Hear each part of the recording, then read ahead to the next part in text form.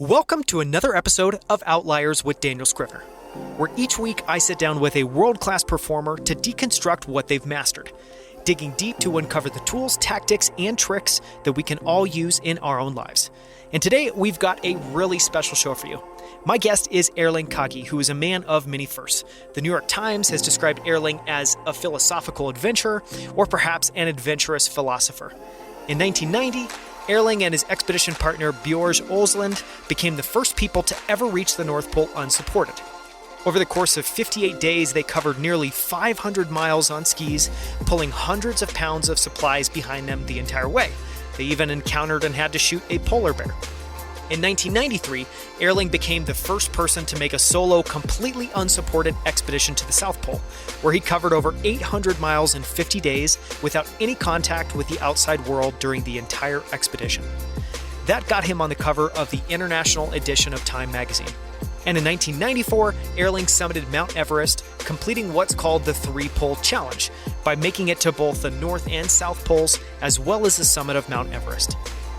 Out of those experiences, he's published multiple best-selling books, including two of my all-time favorites, Silence in the Age of Noise and Philosophy for Polar Explorers, What They Don't Teach You in School.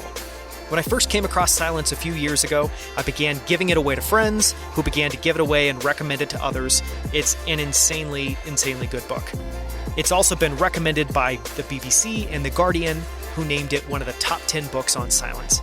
I think Erling is one of the most important voices of our time, and I'm so excited to have him on the show. So please enjoy my conversation with Erling Kagge. Erling, thank you so much for coming on the show. I'm so excited to chat with you. Thanks for coming on Outliers. Thank you. Thank you for inviting. So I wanted to first start off by just saying thank you. And the reason I wanted to have you on is your books have had a really profound impact on me. First, Silence, and then the latest book I've really been enjoying is Philosophy for Polar Explorers. So I wanted to see if we can just start by talking a little bit about silence, which to me is just the whole concept. Like when I remember finding that book when I originally stumbled across it on Amazon and just thinking, wow, a whole book dedicated to the idea of silence. Can you talk a little bit about what led to you writing that book and what that book means to you? Just like 5 years ago, I had Sunday dinner with my three daughters, and they were all teenagers, and they were all connected, all looking at the phones, which was, of course, pissing me off. And I started to see that they didn't know what silence is. They didn't relate to silence at all. And I mentioned silence to them, and I said, silence is nothing, and nothing comes from nothing. To me, that was, I wouldn't say shocking, but a huge surprise. And I had spent so much of my life to venture into silence. I walked alone to the South Pole for 50 days and nights into this huge white nothingness with no radio, no telephone, hardly spoke to myself. And that taught me a great lesson on the importance of silence surrounding you, but even more important, inner silence. So then I came up with three questions. What is silence? Where is silence? And why is it more important today than ever before? After 2 years, I came down to 33 answers. Which is quite a few answers there. And just to maybe expand on that, so silence, clearly there's the kind of audio definition of silence, which I'm sure is what most people think of, just you're not hearing anything. Your concept to me seems much more holistic than that. Silence in terms of being with yourself, being alone, being with your thoughts.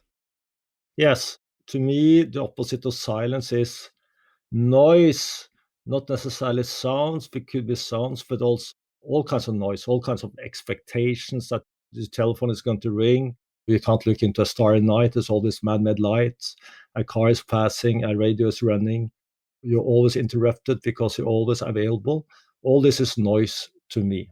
So the silence I wanted to explore and sit down and write about is this more like this inner silence, the silence we all have within, the silence which is there waiting for us to be discovered, to be explored. And of course, this silence is about yourself. Noise is always about running away from yourself, it's always about trying to be someone else, while silence is trying to be yourself. Just comfortable with yourself or at home with yourself. Or Yeah, but it could also be pretty uncomfortable because Of course, noise is always the easiest option in life because then you don't have to really take anything that serious. While silence is quite often a little bit complicated, a little bit challenging, could be a little bit uncomfortable, but it's certainly worth it.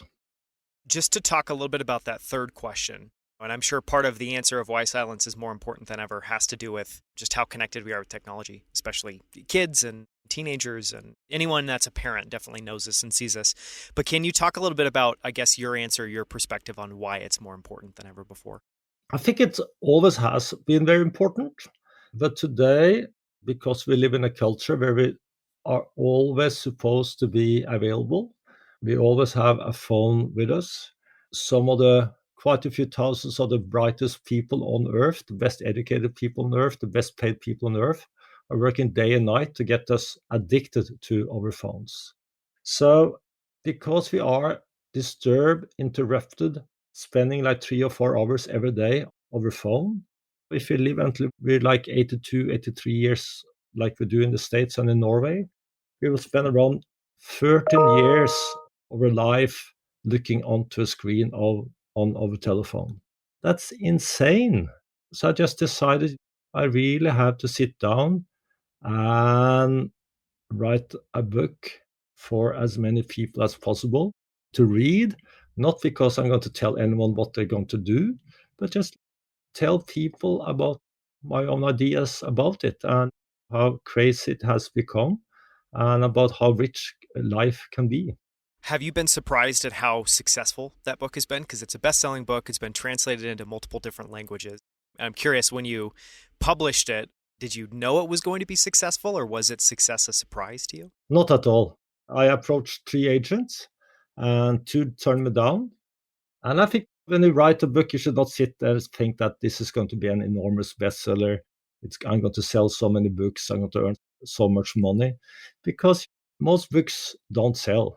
So I think you need to have the opposite approach. You need to kind of feel that I have something really important to say. And in my case, I spent 18 months writing this quite thin book. I didn't actually expect anything. All I wanted to do was to write a great book. And as you said, now it's translated into 39 languages. So sometimes you're surprised in a positive way. My thinking on that is, I think it resonated for a lot of people like it resonated with me, where I don't think everyone's interested in that message, but I think that a lot of people are at that point where they kind of wanted to hear a book like that.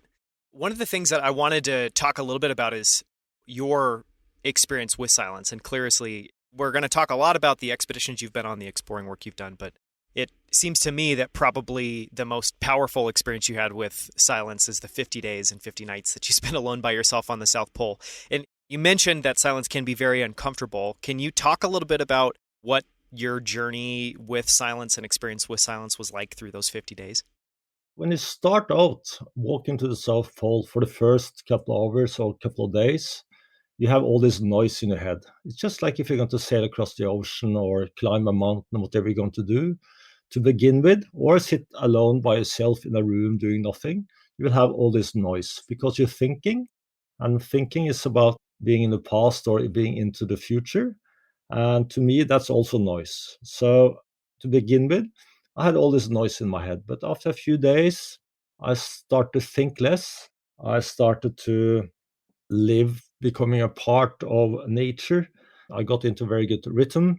Of course, the secret walking to the South Pole is to put one leg in front of the other enough times. But also, it's a challenge also to try to have a good time while you're doing it. And after a few weeks, I started to feel that my body didn't stop by my fingertips or didn't stop by my skin, but was extended into the ice, into the snow, into the horizon. And I became a part of nature. And I started to have a dialogue with the surroundings, sending some ideas out, getting all the thoughts back again. So you very much feel that you're present in your own life, that the future doesn't matter, the past doesn't matter. The only thing that matters is actually where you are there and then. And that again feels very meaningful. Of course, I love life in Norway. I love to travel. I love to hang out with people. An expedition like this is not about turning you back to the world. It's more like opening up. It's seeing the earth from different perspective. And it's about loving life even more. I imagine that that was a profound experience. And you talk a little bit about that and even ending that expedition and not really knowing all that you learned. And I'm sure probably there's parts of you that's still processing that. But I'm curious. So you go and you go away, you have this experience by yourself, 50 days, 50 nights. Then you come back and reintegrate into life. Were there realizations you had, or were there new practices that you started doing once you came back? Yeah, obviously I'm part all that we have met. The thing is, you get home and after a few days your washing machine breaks down. You need to have it repaired and you need to earn some money to pay the guy who repairs your washing machine. So you get back to life pretty quickly, but still all these experiences, they live with you. They never go away. For me to have walked to the South Pole, but also all the expeditions, combined with running a business today and also being a family man, really enlightened my kind of horizon or about the importance of keeping your pleasures simple, to be the center in your own life, not in an egoistic way, but more like maybe more in an egocentric way, that we need to listen to yourself and also to be able to be good to other people. So I want to change and go back in time a little bit and talk about all of the different expeditions you've done. And I knew a little bit of that reading about some of your books, but I learned a lot more just in preparation for this interview. You crossed, I believe, the Pacific Ocean via boat first, then you completed the 3-pole challenge, first by, I believe, doing the North Pole, then the South Pole, then Everest, and that was within a really compressed period of time. And you've done many other things, but can you talk a little bit about just what drew you to wanting to go and have one of these kind of all-consuming kind of expedition explorer experiences in the first place? First of all, I strongly believe that we're all born explorers, in the sense that when you're 1 year old, you learn how to walk, and you walk out to the house and you start to wonder what's hidden between yourself and the horizon. And soon you will start to wonder what's hidden beyond the horizon. So this spirit of exploration, that's something we all have. And of course, I have kept it more than most people, but it never goes away. We all have it to a certain degree. So to be an explorer is not something you begin being, but something you slowly stop being. But you still have it until you die. So for me, but also because I'm born in Norway, so I'm used to be out in nature. I'm used to the cold. I'm used to the oceans. I'm used to go skiing. So I somehow kept that spirit, and I'm very much driven by curiosity and by wandering. Just have been wandering my whole life, and I think that's one of the sad things with new technology, that we wander so much less. Because we don't want to go out anymore. It seems like everything just comes to us, or at least we can stay stationary in one place. It's true. It comes to us because if we wonder the direction, we look at our phone. If we wonder what's 10 times 56, we just go to our phone. Of course, the IQ level is going down these days because we're not wondering anymore and we don't need to Come up with memorize our own anything. answers. It has many advantages, but it certainly has some huge disadvantages too. I'd love to talk a little bit about kind of going through each of those expeditions you did piece by piece. Because even with that first one, was it crossing the Pacific Ocean? Am I getting that right? That was the second one. The first one was to sail back and forth the Atlantic when I was 20 years old, together with 3 other guys. We rented a boat, sailed from Lisbon down to West Africa, to Caribbean, and back to Norway, 10 months or 9 months.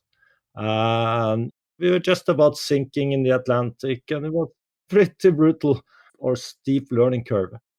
And then I sailed from New York to Panama, a couple of days later down to Antarctica, around Cape Horn, with a Bermudan boat called War Baby. And then I decided to try to, as you said, be the first to walk to the North Pole unsupported with this Norwegian guy called Børge Aasland. And then I want to walk alone to the South Pole as the first in history. And then I want to be the first in the world to reach North Pole, South Pole, top of Everest on foot. So having said that, I think many people would have been able to do the same, but somehow they didn't try. Well, a few tried on and failed, but Yeah, didn't try again or didn't, didn't keep at it. So your latest book, I believe, which is one I've been really enjoying over the weekend, just reading through again, is Philosophy for Polar Explorers. which is a wonderful book. Again, keeps with the theme of it's a very compact book, but it's filled with a lot of really wonderful ideas and it's really wonderfully written. But one of the things you talk about in the book, you have a passage about failure and how failure is part and parcel of trying. And you have other passages about kind of allowing your goals to pursue you. And I'm curious, just going back to that very first expedition you did with a few friends, it sounds pretty traumatic. You ended up taking on a bunch of water at one point. It felt like you were on the verge of sinking. And I'm curious if you could, one, talk through a little bit about all the challenges you saw in that kind of particular experience. But two, a lot of people would probably go through that, get to the end of it and think, wow, that was really difficult. Maybe I shouldn't do this, or I shouldn't go do any more exploring or go on any more adventures. So if you could just talk a little bit about that expedition in itself, and then talk a little bit about why that wasn't the end of exploring for you and why you were still so interested and curious to continue. It turned out being quite dangerous, that expedition of sailing across the Atlantic. But I learned a lesson. I learned a lesson about the importance of preparations. We were lousy prepared, and that was the reason we almost sank in the middle of the Atlantic. And this Norwegian explorer, which Amundsen, the first guy to the South Pole, he wrote something which I had taken with me in my heart until today, also as a family man and as a publisher, entrepreneur. He wrote that, I just translated into English, something like, "Victory awaits the one who has everything in order. People calls it good luck, while failure always follows bad preparations. People call it bad luck." And so since then, since that expedition, I really started to do my homework. And I know by myself that I'm not physically stronger than everybody else, but I have been good with my preparations.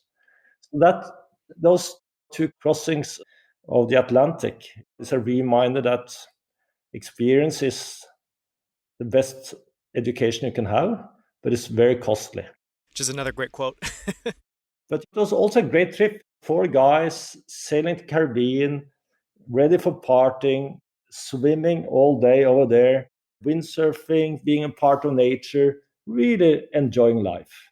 And also that it's a little bit dangerous is also important, because if it isn't difficult and if it isn't dangerous, then someone else can do it.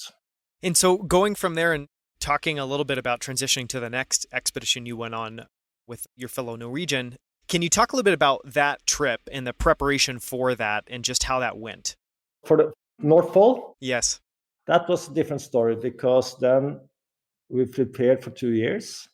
And of course, at the time, late 80s, National Geographic, which was a magazine we all read at the time, they said in an article that maybe the last great challenge in the Arctic is to walk to the North Pole unsupported.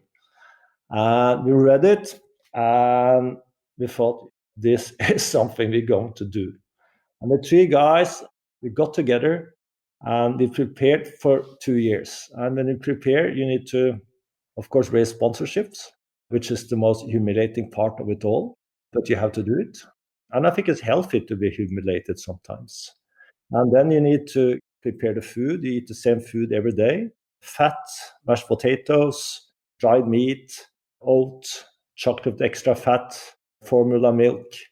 Of course, this food doesn't taste so good when you start on an expedition, but after the days and weeks pass by, it starts to taste like true gourmet food.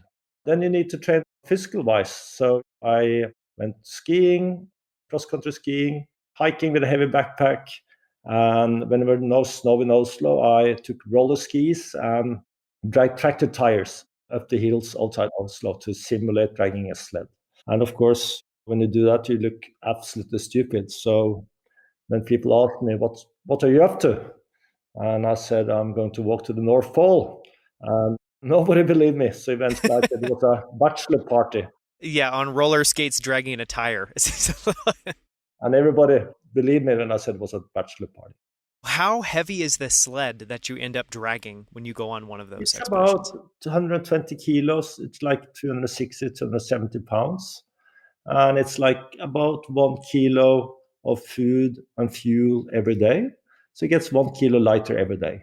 But of course, the snow in the Arctic and also in the Antarctic is quite tough because there's so much friction. It's really heavy to drag. And that's why most people fail, because to walk to the North Pole it goes down to minus 54 degrees. And the Arctic is an ocean circumnavigated by continents, as an opposite to Antarctica, which is a continent circumnavigated by oceans. So to walk to the North Pole, you actually have to walk on drifting ice. And sometimes the ice breaks apart. And it can be very windy. As I said, super cold. And we were even attacked by a polar bear. So it is dangerous, but I wouldn't say it's super dangerous, but it's dangerous. But I also, as I said, it has to be dangerous. It has to be difficult. It has to be super cold. You got to have all those frostbites. You need to almost cry when you're going to have a pee or a shit because it's so cold. If it had been for it, I wouldn't have done it, because that's kind of the meaning. That's what gives an expedition meaning, is that you are challenging yourself, that you are suffering and not giving up. And it's what you learn in that suffering, or what you learn from overcoming that suffering, I'm guessing. I think it's important to learn. You learn it in life, that life is hard. Life is rough. As Johnny Cash said, if a man got to make it, it got to be tough. No, but for me, I heavily dyslexia, so I didn't learn how to read or write, and I couldn't even pronounce my own name before I was 10 years old. And of course, that kind of experiences are very sad, very frustrating. But it also taught me not to trust authorities, because there was nothing wrong with my teachers, but what they told me didn't work for me. And it's also taught me that I had to find my own way to my goal, to find a solution, because what worked for the others in my class didn't work out for me. And thirdly, it also taught me like how brutal life can be, and how it is to feel insecure, how it is to be bullied, how it is to be a loser. So I won't romanticize about being dyslexic or having a hardship early in life. But for me, it has certainly also been a very important experience in a positive way. I wasn't aware of that you had dyslexia and that you weren't able to pronounce your name by the age of 10. And that obviously is somewhat insane, knowing now that you're professionally a publisher and you've written multiple best-selling books, which I'm sure if you were to rewind back to that point in your time, I'm sure you probably never thought that that was going to be a possibility. Were you always interested in writing and reading and publishing, or can you talk a little bit about that fascination? As soon as I learned how to read, when I was around 10, I started to read a lot, because that's a great way to learn, of course, and to be entertained, but also like kind of live your life through other people's lives, and to dream, to come up with visions, to come up with new challenges, ideas. So I loved reading as soon as I learned how to do it. And before then, my parents was reading a little bit for me in the evenings. So I always loved a great story. But of course, I never believed I was going to write bestsellers, as I said, or start my own book publishing company. And nobody else believed it either. I'm sure if I know my teachers at that time. But that's the beauty of life, that quite often you do things despite of and not because of. As a reaction to almost the things you've Yeah, but experienced or the things also you've done. the people in my class, the older pupils, very nice people. But of course, if you are super good looking, bright enough to get good results at school, the teacher is treating you nicer than he or she does to the other pupils. And everybody falls in love with you, and you have friends all the time. Then you don't have anything more to fight for when you get 15 and 20 years old. So it's kind of, to say it in a cliche-like way, we end up getting a wife that reminds you about your mother, and get a house in the same flat in the same neighborhood as you grew up. And it's nothing wrong with it, but the alternative is pretty good too. Thinking back, you talk about once you were able to read, just being absorbed by it. When you think back to your childhood, were there books that you think of still as being very formative? And I'm curious, part of that is, were you reading about explorers, or were you reading like endurance or any books like that? Or was it more just getting lost in just fascinating stories? I remember the first book I read was a biography on this German guy called Albert Schweitzer, who later won the Nobel Prize. Peace Prize because of his humanitarian work, especially in Africa. And he was also kind of a philosopher about importance of life, kind of respect your own life, but also respect every life on earth, like small plants, insects, and of course, most important, humans. So being 10 years old, reading the book, this was a book with big letters, easy read, but I still remember that book as very inspiring. I actually still have the book. And the second book was Papillon. Do you remember Papillon? The No. French book? This guy was super famous book. This guy, French guy, convicted for murder, maybe innocently, sent to this little island, Devil's Island, outside South America. It's his story about him escaping. I read that book twice in a row. I just loved it. And of course, I identified with him. I was dreaming about him. I lived my life through his story for several months. Yeah, I think there was a movie about that recently. I think just a couple years ago. Some years ago, yeah, a great movie. I think Steve McQueen played I think it was Steve McQueen. I can't remember. Great movie. So you touched on there, which is fascinating because just knowing a little bit about you, that first book sounds extremely advanced. It definitely wasn't my first book, was reading about a humanitarian and someone who ends up reading. You were 7 years old. I was 10 years old. Sure, you had built up to that point for quite a bit longer. But that was maybe a little bit of an introduction to philosophy for you. You end up going on all of these expeditions, then you go and actually study philosophy, and then most of the books that you've published, I think, are very philosophical. I don't know if you'd call them philosophy books. They definitely talk about kind of a very unique, very thoughtful perspective on life, perspective on topics like silence. But when were you first fascinated with philosophy, and what led you to ultimately wanting to study that? I think I've been fascinated by philosophy for my whole life, but I didn't hear about philosophy until I was way into my teenagers. I like philosophy in the sense of thinking about important matters, thinking about ideas, thinking about what's right, what's wrong.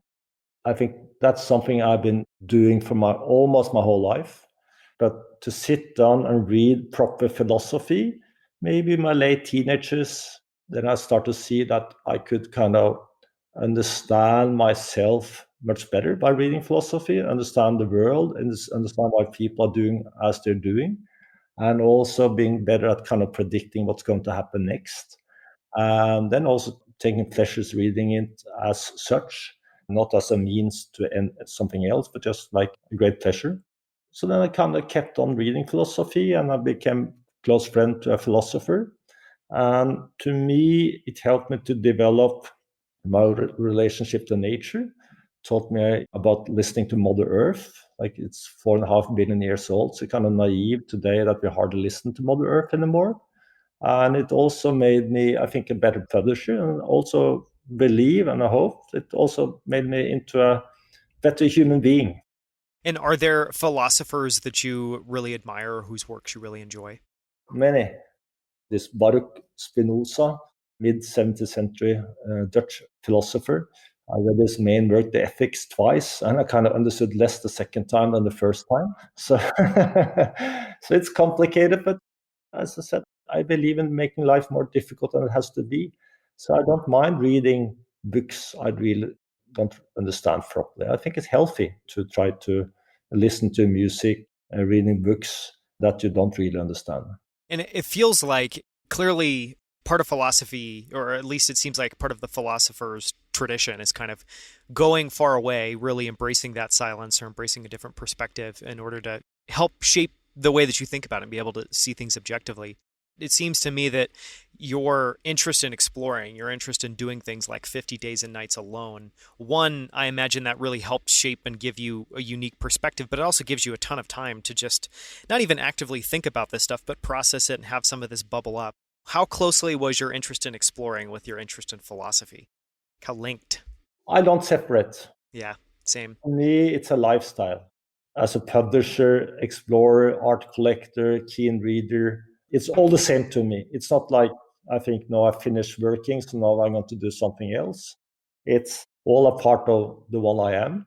And I'm sure it's nice to kind of feel that you work from 9 in the morning until 5 in the afternoon, and then you can go home and do something else. That's not my life. And I think, entrepreneurs, I think it's really hard to separate private life from professional life.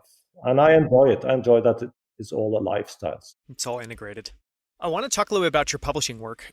Clearly, that's linked, I'm sure that interest is linked with your interest and passion with writing. But what led you to become a publisher? And I guess what excites you about that work today? First of all, it's great in the sense that you need to think about intellectual matters and commercial challenges all day. If your publisher only think about the money, you're going to go bankrupt. And if your publisher only think about emotional, sensitive, kind of intellectual matters, you will also go bankrupt. So you need the combination, and I'm interested in both. And in 95, I lived in Cambridge in England, and my girlfriend got pregnant. And I thought I should go home to Norway. I should change my life a little bit, do less expeditions. I should be able to earn some money so I can buy a home and try to be a good father. And then I thought, what should I do? And I looked at different options and I decided on book publishing. One reason was because it was an old fashioned, stuffy, very conservative business, which was good for me. Secondly, because I thought it's interesting. I can probably have a great time being a publisher. I can publish, I didn't think about it at the time, but soon I also understood I can start to publish important books that can change people's lives to a certain degree. So I think as of jobs, I think this best job I could have. And then I published 3 books, it went well, and then I published 13 books and it still went well. Today we are the biggest non-fiction publisher in Norway, and it's still fun.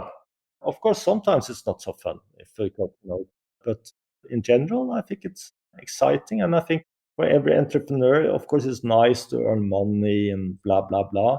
But I think the most important for most entrepreneurs are like you really feel that you're succeeding with what you're doing. You're creating good stuff.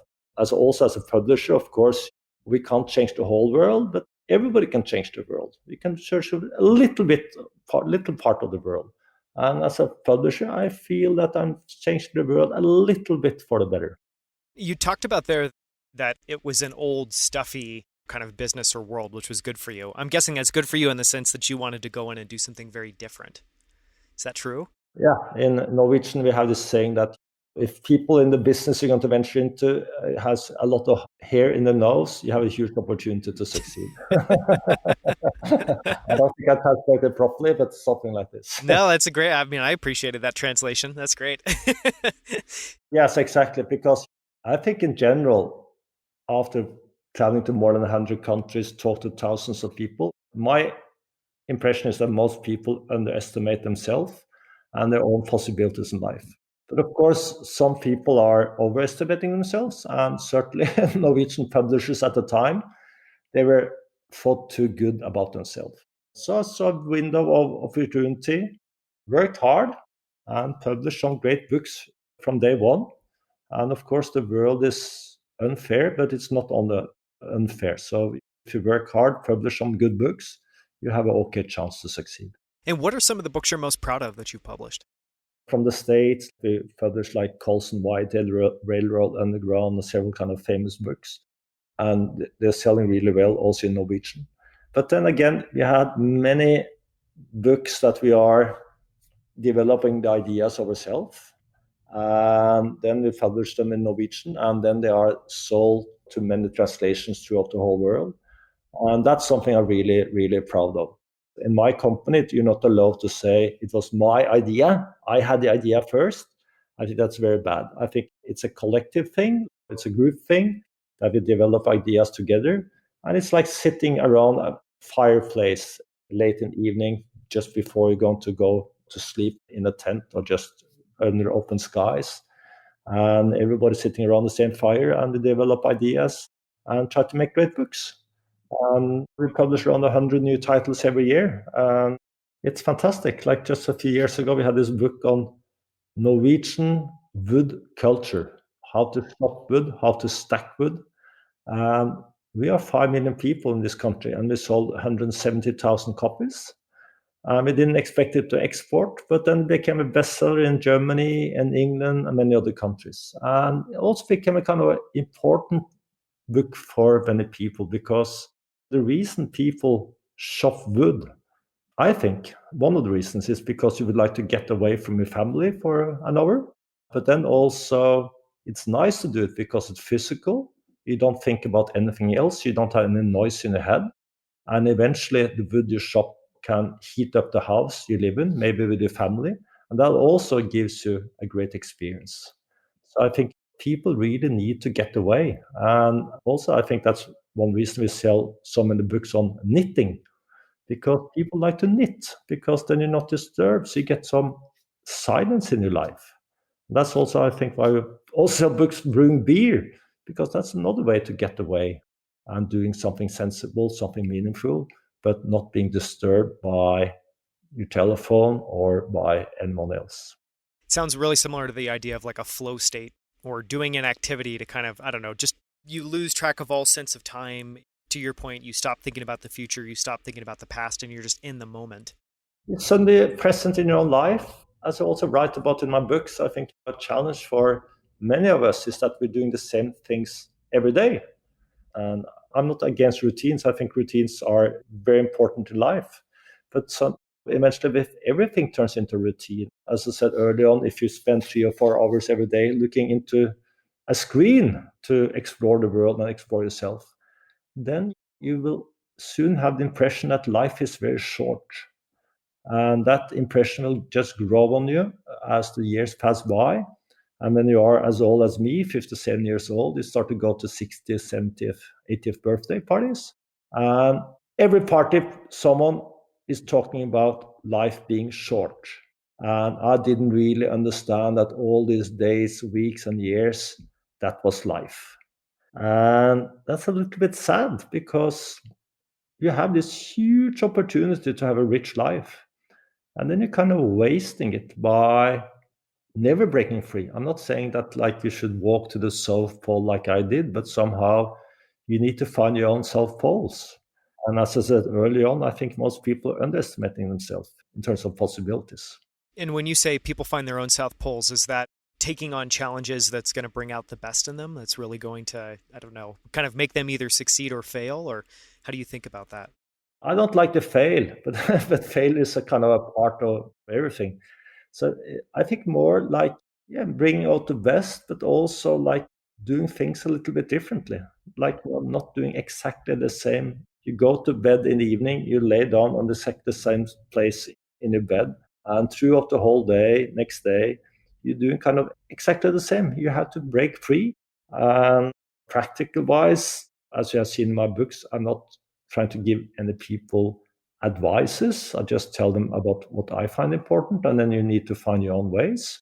But just practical wise, if you take away some apps from your phone, like just take away Facebook from your phone and just leave it on your PC at home or at work, so you can congratulate people their birthdays. Just that is like a small change, not a great change, but an important change. So I think you just need some variety in life. I want to ask one more thing about your publishing, which is you mentioned that you focus just on nonfiction, which is really interesting. Can you talk a little bit about that? We also have some fiction like Colson Whitehead and a few others, and Bret Easton Ellis. But it's because in Norwegian publishing, but I also think in US, most places, fiction is the most prestigious. That's kind of the high end in publishing in general. That's kind of considered the coolest, highest status. So I think that's a very good reason for publishing nonfiction, because I didn't start in publishing to get a medal. I started, as I said, to have a job, to do a good job, publishing great books, have a hopefully a very good business. So I just believe that you don't need to go against all trends all the time, but I think sometimes you need to, again, find your own path. And when people think it gives them the most prestige to do something, you should do something else. And on a personal level, I think quite often reality is so much more exciting than people manage to come up with while they write fiction. I mean, reality is just insane, crazy, super entertaining, challenging, great reads. So that's also another reason I like nonfiction books and to be a publisher. And you talked a little bit about how within the company, no one can say that they had an idea first and how you're focused as much on coming up with your own ideas and working as a group. Can you share a little bit about what that process looks like? Even for a book, I guess, like the book you mentioned about chopping and stacking wood, does coming up with ideas mean like first finding an interesting topic, then trying to find the right person to write on it? And are you really just spinning up these books and ideas from scratch, or what does that look like? Could be almost from scratch, or maybe you have read or heard something. But then this particular idea, someone said, why not trying to do something on the culture about all these guys, it's mostly guys, who shopping wood in the evenings, Sundays, Saturdays, they shop wood. This phenomena, of course, Norway is very lots of forests. What is it all about? Why do they do it? Why do they look so happy and content while they're doing it? This idea developed over a couple of years. Talked to some people about writing it. They didn't really get it. And then eventually, after 2 or 3 years, we found a guy who wanted to write it. And he again spent almost 2 years to write it. And he did a great job. And it turned into a super bestseller. So kind of the idea as such was not a great idea, but it ended up being a great idea because everything came together in a very, very good way. And that project sounds like it was probably what, 4 or 5 years in the making? Yeah, Is it difficult? It seems very similar, I guess, to just putting one foot in front of the other, exactly. like on your expeditions. So it just seems like you're constantly kind of overcoming those hurdles. Is that demotivating at all? And is that demotivating for people on your team? Or how do you guys think about that internally? The good thing is that most people give up. They don't want to put like one leg in front of the other enough times. So they give up. So I think for me, it just I have a real high threshold for giving up on anything. I think sometimes you have to give up. You have to take the loss, and maybe it's not even a loss. Maybe it's a kind of a, as I said, it's a great education. You learn a lot, and you move on. And other times, a defeat is just awful, and has hardly anything good with it. But in general, I know by myself that most people will give up. They don't have the stamina, or they just all the things are too tempting. It's just too tempting to explore the world while looking into a screen on your device rather than be out in nature walking. Or you don't want to get up early in the morning because you need to work. You don't want to cold sweat during the night because you're worried about projects going really bad. So, as I said, I believe in making life more difficult than it has to be, and many people disagree. You clearly have a very high threshold, as you mentioned there, for just pain and for what it would take for you to give up. And certainly it sounds like overall that's been a really good force. But I imagine that could lead you to pursue things that probably don't make sense, or where you do end up at some point having to say, you know what, I think now we need to stop. So I'm curious, it feels to me like a really smart default to just always put one foot in front of the other.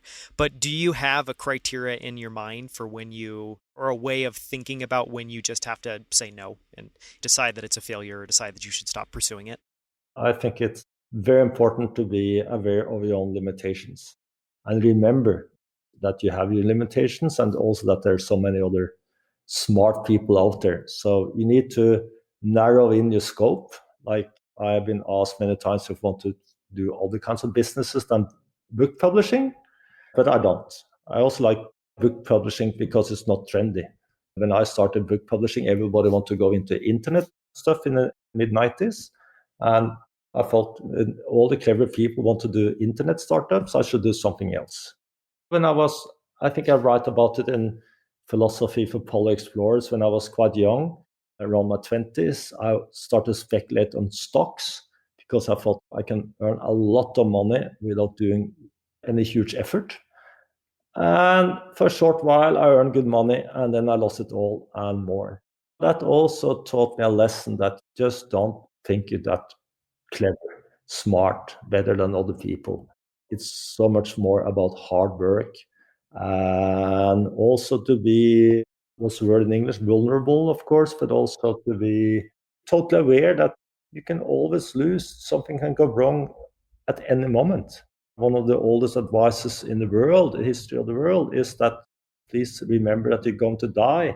Of course, that's dramatic, but it's really important to keep in the back of your head that you're going to die. I don't think it's helpful to think about your own death too much, because then it's hard to be a free human being, is to think about your own death all the time. But to be aware that you have this opportunity, as I said, like, and you can be hit by the bus tomorrow morning. You rather try to do a good job today. That idea really resonates with me of being totally okay with people that are off pursuing the hot, really interesting thing and following instead just what makes a lot of sense to you. But it's also something that feels like it's going out of style, or that it's becoming less and less popular over time. So I'm curious, do you have any thoughts about how you've tried to help your kids understand that, or how any parent can try to help their kids just understand that it's totally okay to do your own thing and it's totally okay to head off in a different direction? I think that's a difficult one. If I knew how to raise daughters in a perfect way, I'd probably win all Nobel Prizes available. I think it's like looking at my daughters, I think the unhappiest group of human beings on earth are 15-year-old girls. And I think as a father, it is very challenging. But fortunately, I have a very good relationship to my daughters today. They are 18, 21, and 24. I'm sure they're unhappy about things I have done, but I try to take them into nature and teach them the importance of listening to Mother Earth, to feel the wind, the heat, the cold, listening to the birds, looking at the butterflies, walk, get tired, get cold, have a little bit of what I said earlier on, like being a part of nature. And I think that, at least, also many other things, but I think that's a super important lesson, because today we're kind of the first generation that actually don't have to walk. Of course, it was not human beings, it was not Homo sapiens who invented the possibility to walk on two legs. It was the possibility to walk on two legs that invented Homo sapiens. So I've always been a walking species. Exploration has always been about walking, moving, feeling, experiencing. Today, exploration is very much about sitting in a chair looking into a screen. And that's a huge misunderstanding, because, of course, nature tells us quite a bit about where we come from, and also quite a bit about what's going to happen next. So I think that's one of the reasons I wrote these books, also because I want my daughters to read them. But also, in addition to that, we try to kind of keep up the curiosity, keep up the wonder. And also, I think if you're born in Norway, I also think it's very important to be very aware that you are very privileged and be grateful for what's good in your life. And that's something I think find very frustrating when people are not. You should be grateful for what's good in life, and you should try to be generous towards other people. And I think gratefulness and generosity are kind of two of the greatest things in life. They go a long way. So you brought up there walking, and you wrote an entire book on walking. You've got a book called Walking One Step at a Time, which is one of your books that I haven't read, although I really want to. Can you share a little bit about what led you to write that book, and maybe the biggest lesson that someone will take away reading it? I think you do everything you do for more than one reason. But the main reason I wrote that book was because my kids, when they were small, they kept on asking me, why do we have to walk when it's faster to drive? And that's a very good question. I found it really hard to explain it to my kids, because you know, why walk? Why move Yeah, why go slowly? slower? Exactly. So I really struggled to explain it to my kids. But when they were young, at least they listened to what I told them. So if I told them to walk, they walked. But then that was one reason I eventually sat down to write a long answer. Well, not that long though, but like 20,000 words answer to that question. It seems like the big idea there, or the one that seems much bigger than walking, that I'd love to talk about really quickly, is just that whole notion of today. I do feel like in all aspects of life, people always want to choose the fastest option, the way to bypass the most things and get there. Because I think in a lot of our minds, it's like, well, I'm trying to get to from point A to point B. All that matters is getting to point B. So why not get there as fast as possible? And clearly there's a bunch of things that are lost in that. So I guess What would you say to somebody, or how would you answer that question of why someone should take the slower approach when they have the chance of going somewhere faster?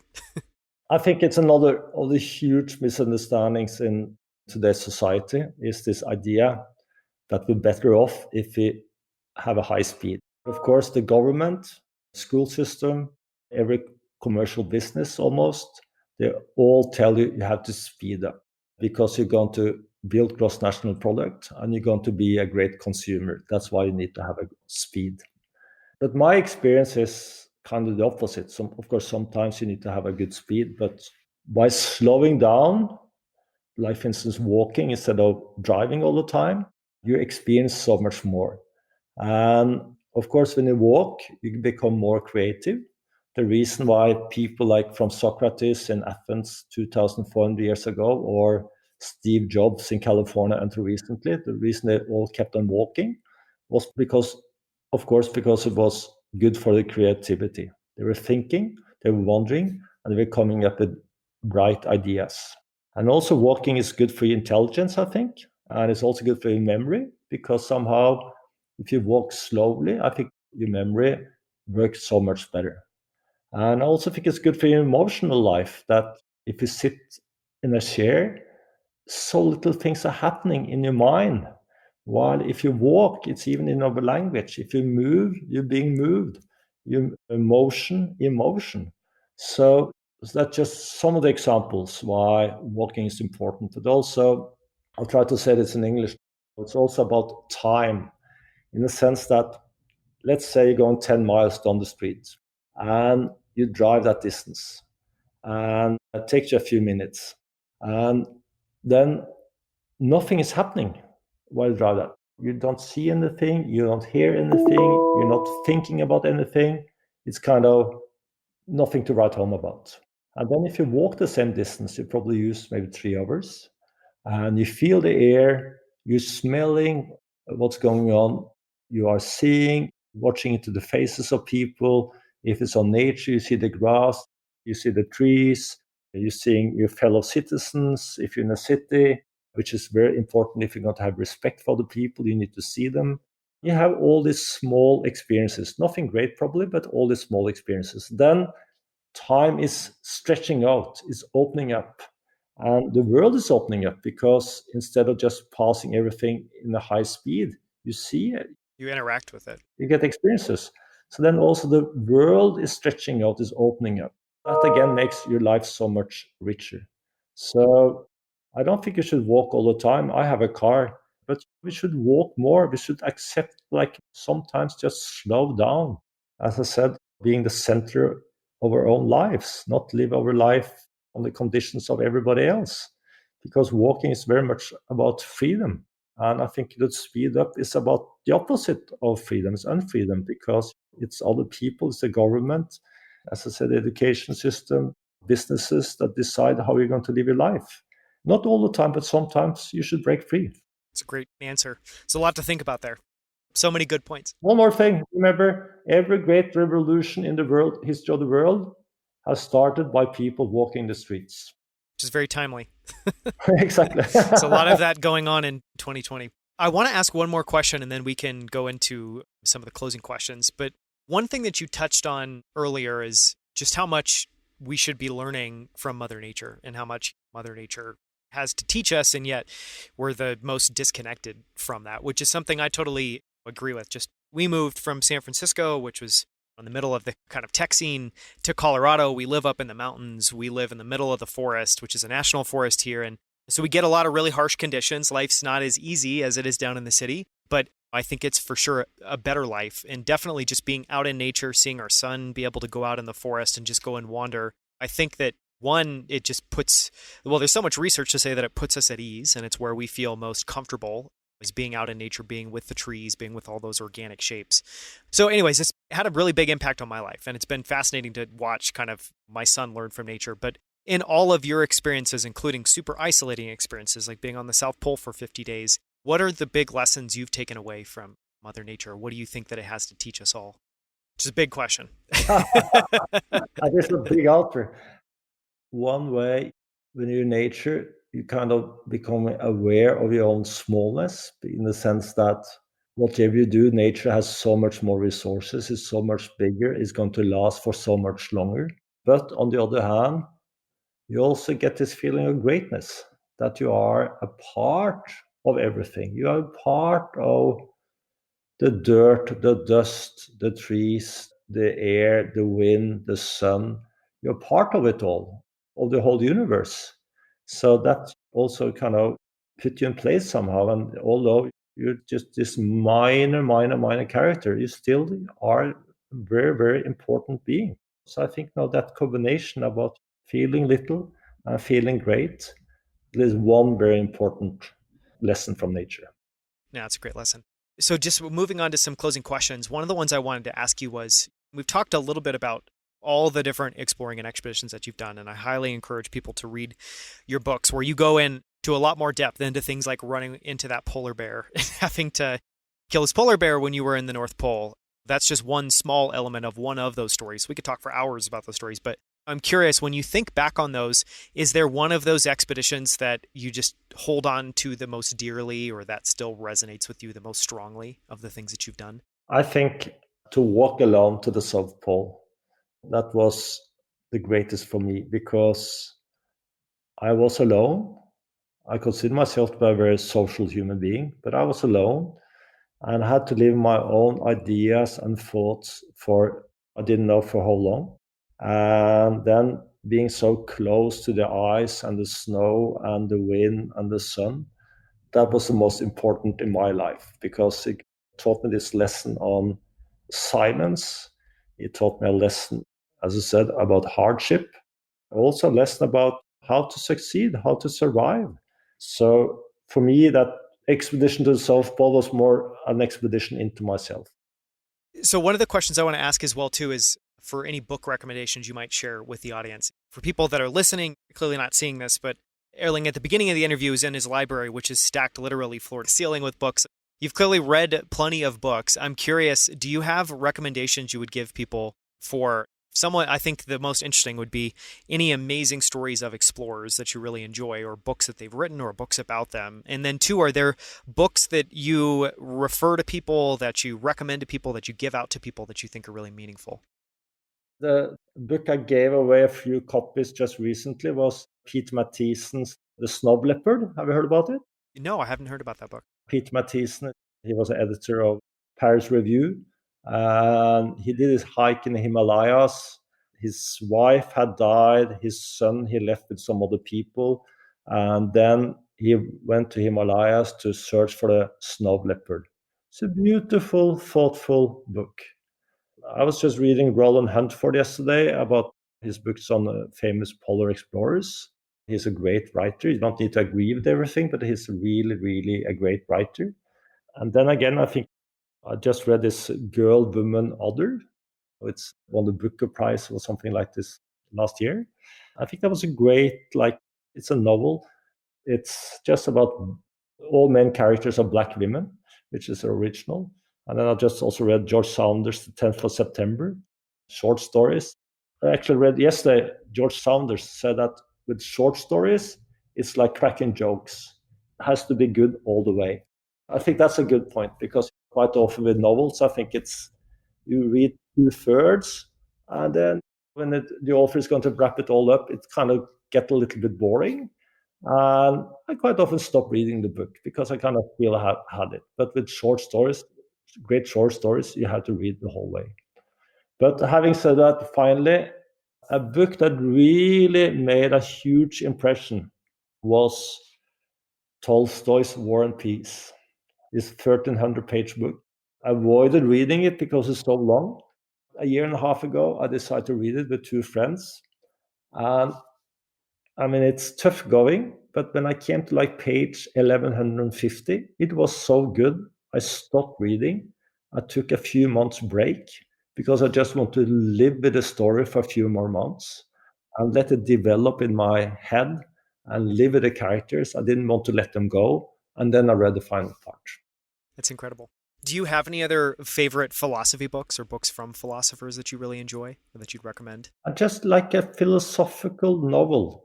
I was just thinking I'm going to reread is Frankenstein, the classic from 1815, 1820. I think that book really relates to the time we're living in, not only with AI, but also with AI, but also many other things like Frankenstein, of course, was a doctor. He invented this being that eventually turned into a monster. But when you just read about it like this, it's not so fascinating. But of course, the monster has emotions. The monster falls in love. The monster does beautiful things. It does awful things. But somehow you also identify with the monster and the Frankenstein's monster. So I was just thinking I should read it again. And, it's also a very, very philosophical book. In terms of philosophy, I could just recommend two Norwegian philosophers, Lars Svendsen, Svensen, who wrote this philosophy of boredom, philosophy of work, philosophy on different subjects. And now his next book was just published. It's Philosophy of Lies.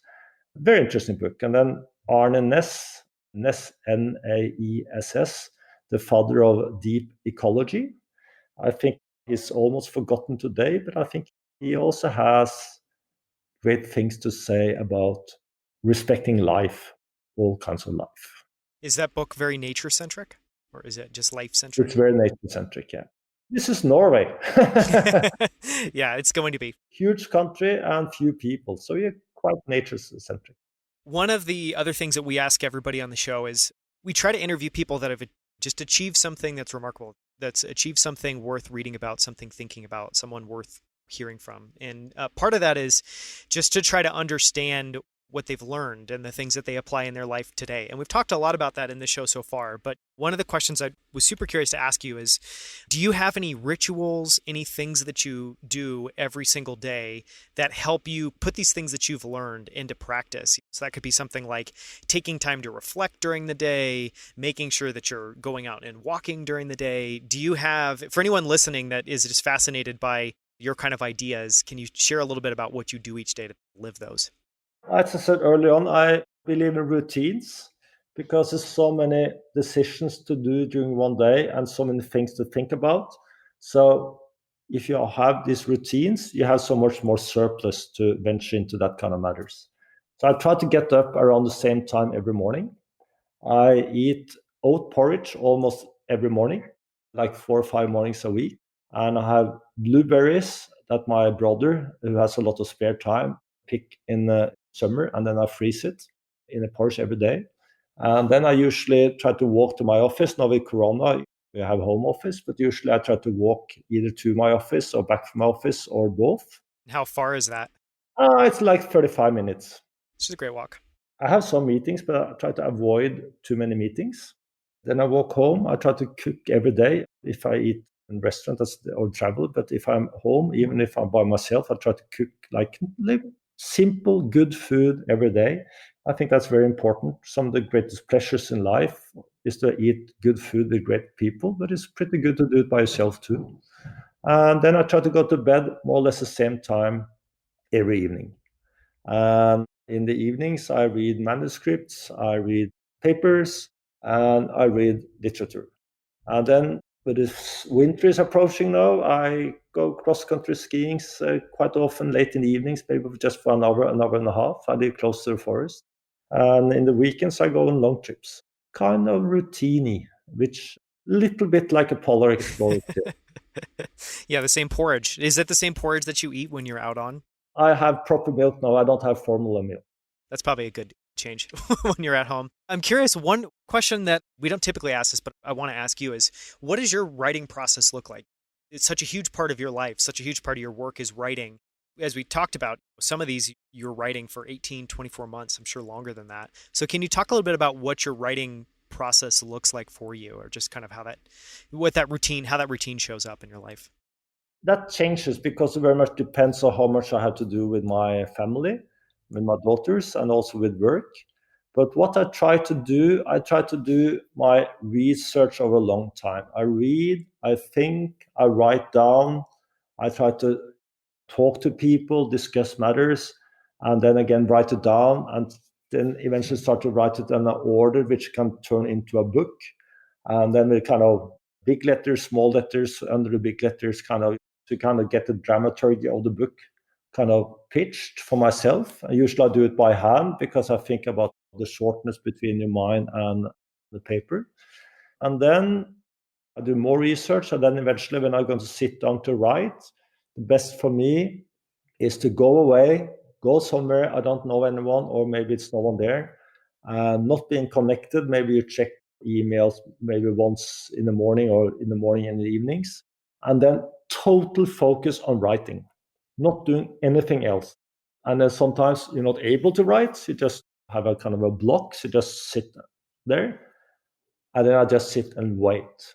I'm not doing anything else. Maybe I do a little walk just to kind of get back. And then after 5 minutes or maybe 1 hour, I'm able to write again. And this can last for 2 days, 3 days, 4 days, and then eventually I'm dead tired. And then I'm going home. But then I'm doing it's like an expedition. Exactly. So wake up at night. If I have something to write, I just get up, I sit and write for 20 minutes or longer and go back to bed again. So you get into a trance. It's like you're hypnotized. And that's how I managed to write a lot within short time, both because I'm focused, but also because I've done my homework. That's fascinating. This has been an amazing discussion. I was looking forward to this for so long. So I just have to ask you one more question and then we can wrap up. And that's, we ask every guest just if they can share a person or experience that had a really profound impact on them, and just share a little bit about that with the audience.